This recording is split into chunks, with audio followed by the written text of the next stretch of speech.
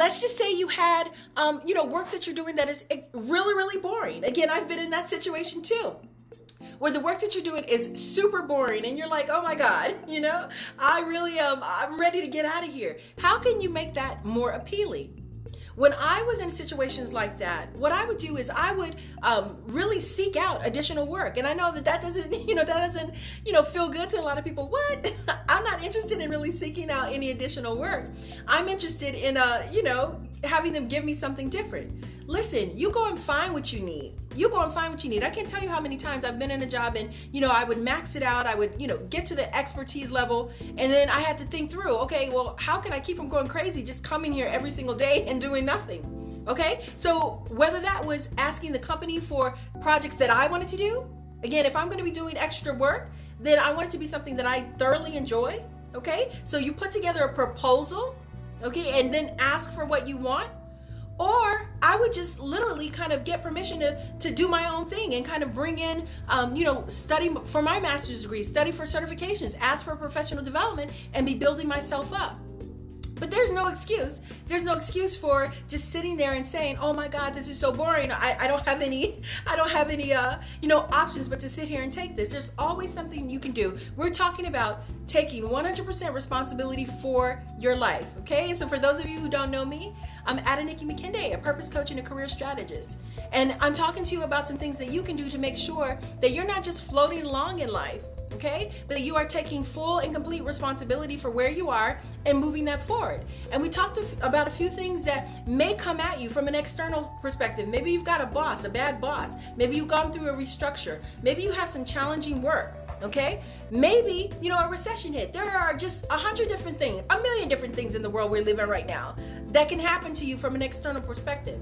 But listen, the event happening to you does not have to dictate how you respond to it. Okay, you can always flip the script, and choose to be better instead of bitter. Choose to find the good in that situation so that you can move forward. So thank you so much. Thank you so much for that feedback, guys. I really appreciate that. Thank you. Love the hearts, love the likes. Thank you so much.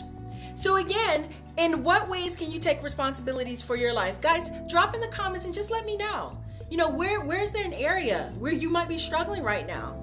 And you're finding it hard to see the joy or the encouragement in that thing. You're finding it hard to really find, the silver lining in that thing. Talk to me. Tell me what that is. I'd love to be able to walk through what that process is. But the point is that if you can't do it yourself, listen, find a community. Find a community that specializes in encouragement and motivation. Okay? And as you're talking to people about what's going on with you, they'll give you suggestions. They will give you tips for how to overcome, and for how, to kind of get past that situation. But don't ever feel like you don't have any options, that you don't have any choices. You absolutely always, always, always have options. I want to share with you, if you're a reader, you want to get this book. This is Jack Canfield, The Success Principles. Okay? This is an amazing book. It's got about 60 or 70 success principles in here. How to take responsibility for your life is one of those. So if you're a reader, I definitely encourage you, get books that really show you how to do this. If you're not a reader, then go to YouTube, find videos, find documentaries, things like that really help you, encourage you. Mind Valley is an amazing kind of self-development platform, or you could just go to YouTube and find specific topics. But my point is that there's no excuse. There is no excuse for staying where you are. There is always a way to get up and get moving and start turning the tide, no matter what age you are. Again, I hear all kinds of excuses around age, around credentials, around these types of things. But again, these are not excuses. These are not reasons to stop moving forward. So again, I would encourage you, take 100% responsibility for your life and start thinking, what can I do today to start making that happen?